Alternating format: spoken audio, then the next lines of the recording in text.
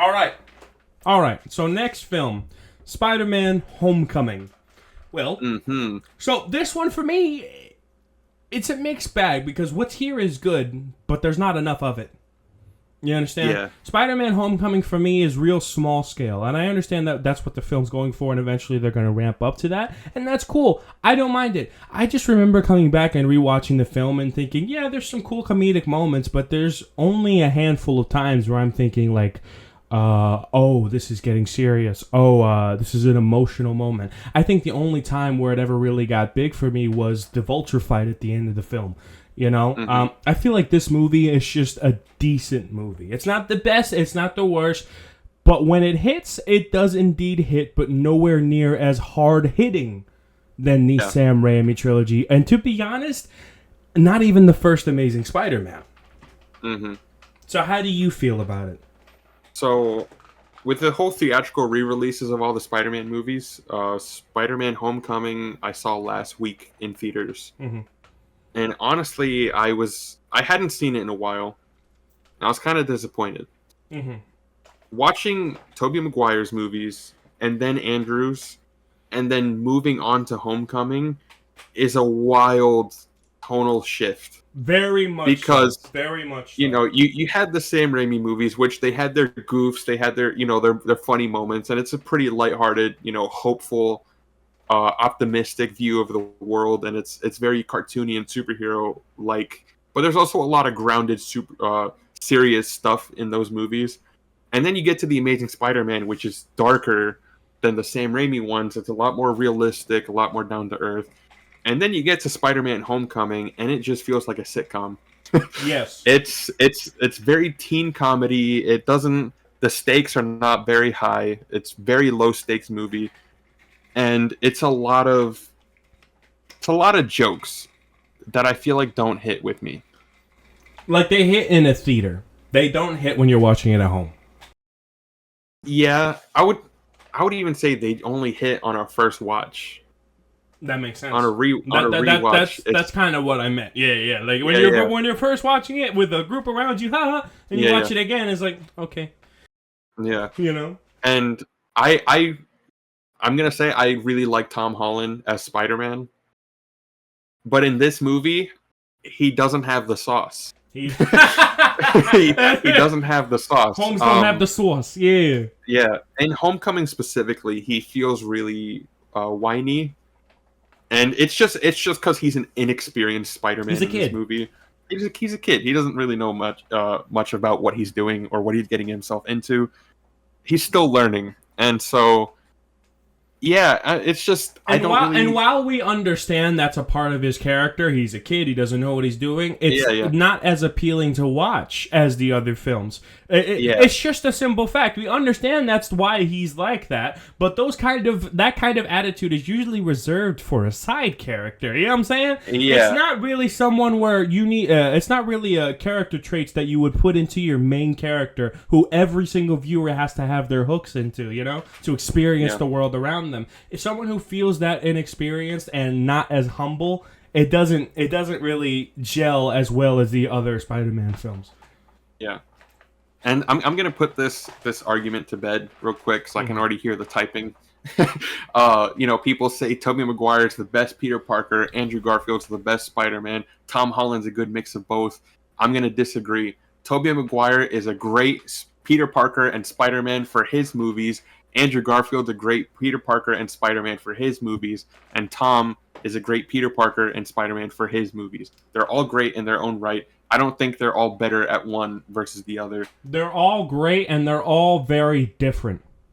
Yeah. And so what I will say about Tom Holland Spider-Man is that especially in Homecoming, Spider-Man and Peter feel like one and the same.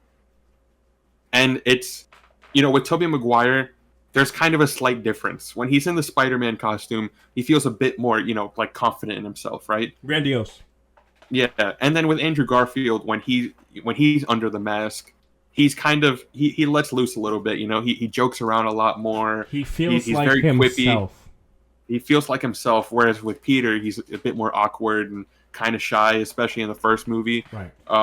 But then with Tom Holland, who he is as Peter Parker and who he is as Spider-Man in Homecoming is one and the same. It's one and the same. Right. You're right. And it's because of his inexperience. He's still a young Spider-Man. He's still learning. He doesn't really, the whole secret identity thing is not something that has a lot of weight to it yet. And it makes for a weird dynamic, like I said, going from the other movies to this one. I think this movie is still great. I think the best thing Homecoming does is balancing the villains. Yes. Because Spider-Man 3, Sam Raimi's Spider-Man 3, has Venom, Sandman, and Green Goblin, and they're all kind of fighting for the spotlight to the point where, Peter, he fights Sandman in the sewer, and then Sandman is gone all the way up until the third act, and when he shows up, you're like, oh shit, I forgot he was in the movie. Fair. And then the same thing kind of happens with Electro in The Amazing Spider-Man 2. In The Amazing Spider-Man 2, you had Green Goblin and Electro, but Green Goblin dominates like 90% of the movie, while Electro's only really there for the fight scenes. And so it doesn't really work. Homecoming, you have Vulture. Vulture works with Shocker. The guy that makes Vulture's gear is the Tinkerer, which is another Spider-Man villain. Scorpion has a cameo, and Prowler's also in the movie, but he's not Prowler yet. He's just a low-time thug right now, I guess. Right. But he helps Peter get information for Peter to find Vulture. And so that's 4 villains. One of them's just a cameo, but I think they all work pretty well within the story. Right. I think one of the reasons they work so well is because of how low scale they are at the moment. You know what I mean? They're not... Yeah, exactly. They're in the beginning stages of the villainy, for example. Vulture's really the only guy who gets fleshed out by the end of the film. Yep. So it's really just like kind of introducing them more than just trying to balance all of them to have a big spectacle at the end. The only big spectacle villain here is Vulture. That's it. Yeah. So I would say that I understand where you're coming from when it comes to balancing more villains, but I'd say that this movie doesn't have the weight that Spider-Man 3 needed to carry, because they needed to have all 3 villains be the finale rather than just having Vulture being the big finale. I understand where you're coming from, but I disagree. Continue. Well, it comes from just Homecoming having low stakes as a whole. Right. Because when you really look at it, Vulture's the main villain, and he's just an arms dealer. That's it. But the thing is, I can't give this film... I'm sorry for cutting you off. I'll let you continue your point. But I can't give this film points for giving itself training wheels. You understand? I don't really see it as training wheels. It's still lower scale, and I understand that there's less variables to fuck up. You know what I mean? But, como se dice, and I think that what it's given to us is done pretty decently well, but I still think of this film, out of all of these, it's the lowest stakes, and I wouldn't say it's a throwaway film, but if I had to give that label to one of them, I'd say it's Homecoming. I'm being honest. Yeah, it's the one you can skip, really. Really? You don't really have to watch Homecoming, because, Far From Home doesn't build on Homecoming in many ways. But continue your point. I apologize for cutting you off. Yeah. Go ahead. I don't really see Homecoming as training wheels. I see it as more of... Because you got to remember, this is the introduction... The movie introduction of Spider-Man into the MCU. He was in Civil War. But this is a universe that's already saturated with heroes. You have to make Spider-Man stand out in some way. And, with Tobey and Andrew, he still has the element. He's the down-to-earth hero. He's one with the people of New York. And I think the way of showing it in Homecoming is that they just have him around Queens, around like the neighborhood that he lives in. That's really all he protects. He's a neighborhood Spider-Man.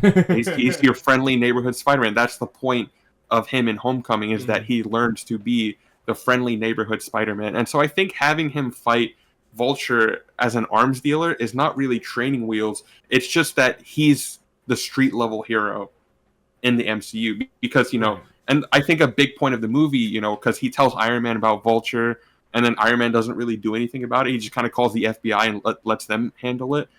A big part of this movie is that the Avengers are not going to deal with the low-level threats, but someone has to, and that's Spider-Man. He's going to be the one to step up and take on the battles that no one else will. And Matt, to this movie's credit, I see what you're talking about, how it's being lower level, and he has to deal with lower level enemies, and this is kind of like his beginning movie where he's being introduced and he's supposed to be shown ground to earth, and I agree with that actually. And one thing I will say to this movie's credit is that they tried this recipe with Ant-Man and didn't succeed in it anywhere near as much as Homecoming did. So I will say that Homecoming did take this formula that it was given, and it did it correctly. They needed this movie to be successful. So yes, they had lesser variables to deal with, and the film was still a success, and I still think it's a fine watch. I just don't think that, como se dice, como se dice, even though it's personally a higher rating for me, I don't think that it's a more intelligent of a film, or it did better. Yeah. Como se dice, I don't think it's more of an intelligent film than Spider-Man 3 because of the fact that Spider-Man 3 had way more variables to master. But yeah, for sure. But still, Spider-Man Homecoming did good with what it had. And that training wheels line, I still think of it as a slight detriment, but not so much that it hurts the film or it loses a point. I just understand that that's what it did. It's being safe. I think, I think really what the problem is with the low stakes in Homecoming is that when something does happen, it's not treated as a serious moment. I mean, like, look for instance that, a big part of Spider-Man is his relationship problems, right, with the people around him. And so he has his best friend Ned in Homecoming, and, they go to a party. So, him and Ned are losers, right? No one really talks to them. They just kind of have each other. They're two best friends. And so, Ned, when he finds out Peter's Spider-Man, and he hears Peter's crush saying that she basically wants to fuck Spider-Man. Right. Ned just kind of blurts out in the middle of gym, like, "Oh, Peter knows Spider-Man," and then that's kind of what gets everyone's attention. And then the whole thing comes up of, "Oh, Liz is having a party. Why don't you bring your friend Spider-Man?" And then so the whole thing is Ned is saying, "If you show up as Spider-Man, we're gonna be cool, because we know Spider-Man and we're friends with him, so people are gonna think we're cool now." And then, so, they go to the party, and then Peter, he's going to do the Spider-Man thing, but he's having reservations about it because Spider-Man's not a party trick. Ned is basically, I'm sorry, I got to pause you. Ned is basically just saying, dog, if you got rid of that old yee-ass haircut, you get some bitches on your dick, Pretty much. With your dog ass. Spider-Man. Yeah! If you bust out the Spider-Man costume, you can fuck Liz. Holmes is a wingman. Continue. Yeah. And so, Peter sees an explosion in the distance, and he gets caught up with the whole Vulture thing, and he never shows up to the party.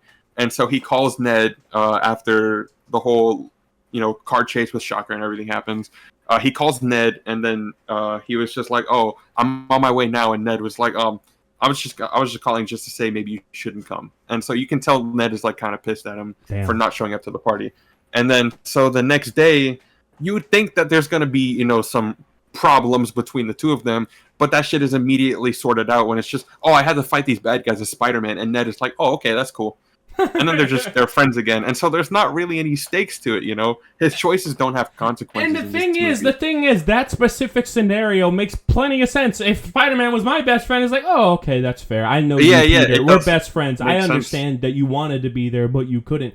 The thing is that you can't, once again, is that you would prefer to see a more deeper story. Like, for example, in Invincible, como se dice, when his girlfriend finally finds out that he's invincible and he lets her know, it's like, "Yeah, I know, but it's still no excuse to treat me like this. You should have told me earlier. Why don't you trust me?" And you may even disagree with her. But that interaction, that disagreement, that's valid. It's valid. And it's human. You understand? Now, I understand that it's not even in Ned's character to be angry, but the fact that there's none of that in the film, once again, it's just another variable that other films had to deal with and have done successfully that Spider-Man Homecoming didn't even try to attempt. So, because Homecoming didn't... just one example.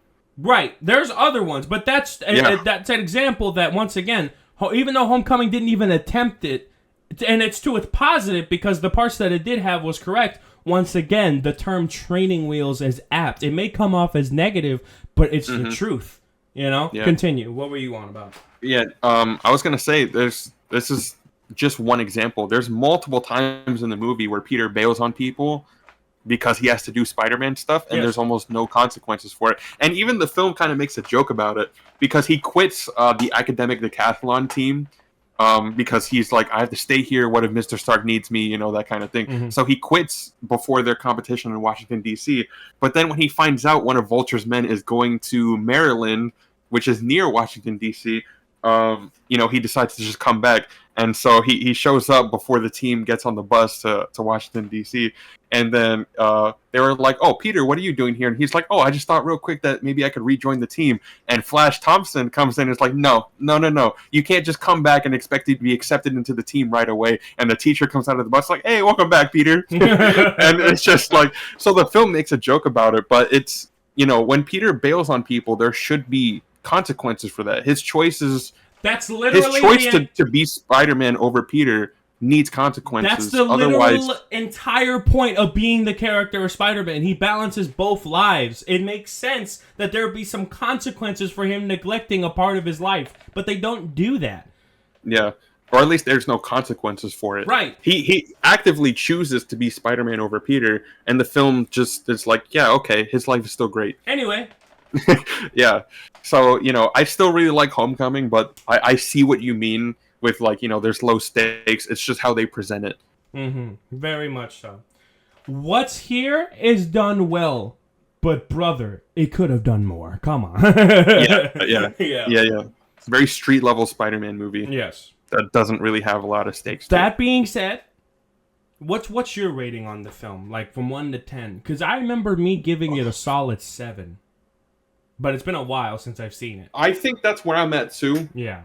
It's a good Probably movie. About a 7. It's good. It's just not as good. Yeah. I mean... It's a safe start. Go ahead. It is. I think what really hurts it is that the sequels don't really acknowledge it. Because this was before Infinity War and Endgame. Oh, here's the thing. What's there to acknowledge? Yeah. I'm just being honest, son. Yeah. So... I wouldn't say this movie's unremarkable, but it's the least remarkable, in my opinion. Like, Spider-Man 3, hell, even Amazing Spider-Man 2 had more personality. Man, honest. Mm-hmm. I mean, Amazing Spider-Man 2 just had a lot of stakes to it. Like, there's a lot more of an emotional baggage with that movie, where Homecoming is more of just like I said in the beginning, it's a sitcom. You sit down, you have fun with it. But once again, what it did well. The vibe it was going for, it did well. It's just, I don't prefer the sitcom mentality over actual good substance. Yeah. So, I think Spider-Man Homecoming... I'm going to go with B tier. I'd say B tier. Yeah. I'd say it's not as good as Amazing Spider-Man, but it doesn't deserve to be lumped with Spider-Man 3 that has all those problems. So, I'd say B tier. That's what I think. Yep. I would agree. Okay, fair enough. Mm-hmm.